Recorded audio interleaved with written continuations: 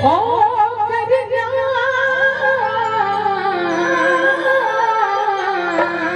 कांसी राम हवे हो।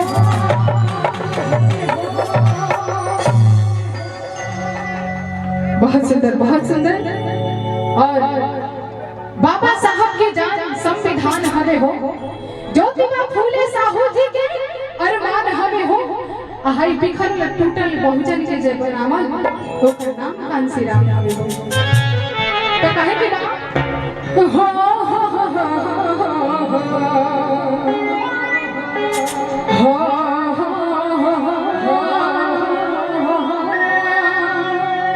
कि भीम जी दिया बोले बाबा साहब दिया बोले ना कि हमरो देशवा के आ तोहरो देशवा के आजादिया बाबा साहब दिया बोले ना, दिया बोले ना।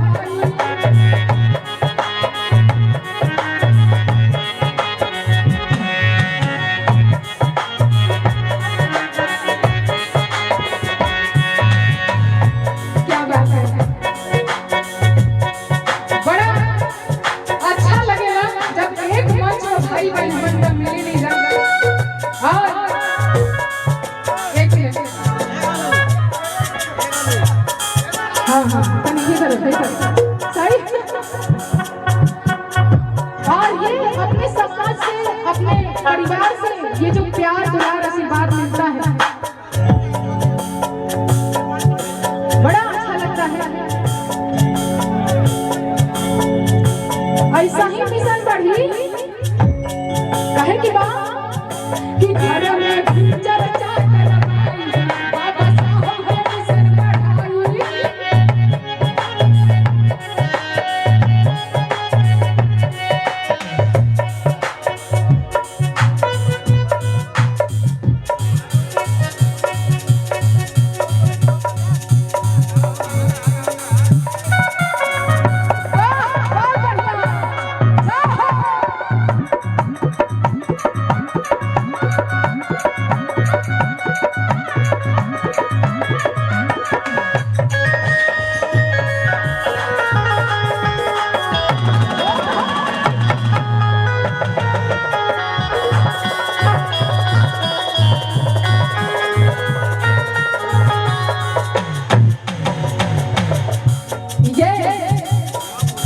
लाइन हालांकि घर में भीम चर्चा करवाई, अब बाबा साहब की मिशन बढ़ाई।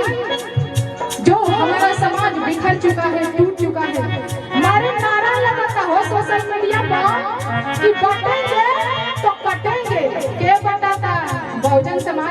था, के कटाता बहुजन समाज कटाता। एकर केने एमे केकर गलती बा?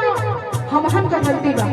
इसलिए अपने महापुरुषों को याद करने की जरूरत है और उनके बताए हुए मार्गों पे चलने की जरूरत है। और मिशन कैसे बढ़ी? ऐसा कार्यक्रम करे के पड़ी और जगह जगह जाके बतावे के पड़ी, तब जाके बढ़ी। तो कहे के बा कि घर में भीतर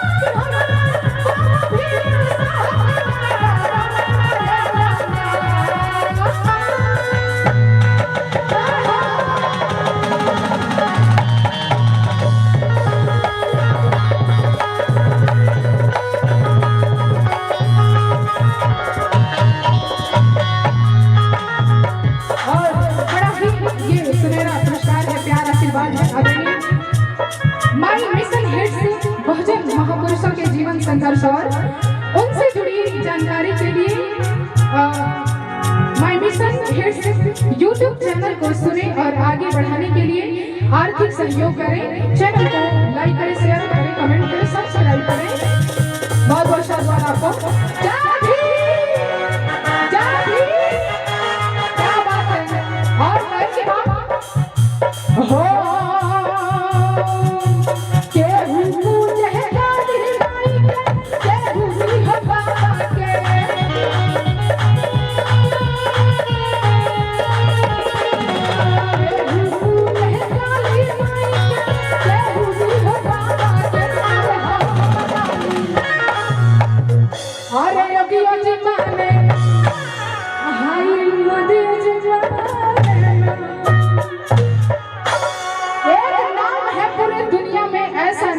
रतन बाबा साहब का, जिनके बिना किसी का दाल गलने वाला नहीं। चाहे हित हो के चाहे दुश्मन हो के, सब के हो जब भी बोलेला कहे कि बाप एक और जिम्मेदारी सौंपना चाहा, क्योंकि शिक्षा को दिन पे दिन लोग मेहनत करते जा रहे हैं। जिस शिक्षा के लिए बाबा साहब ने अपना पूरा जीवन दिया, संघर्ष में झोंक दिया हमको और आपको पढ़ने का आजादी दी, और उसी शिक्षा को कैसे लोग महंगा कर रहे हैं। तो कहे कि बाप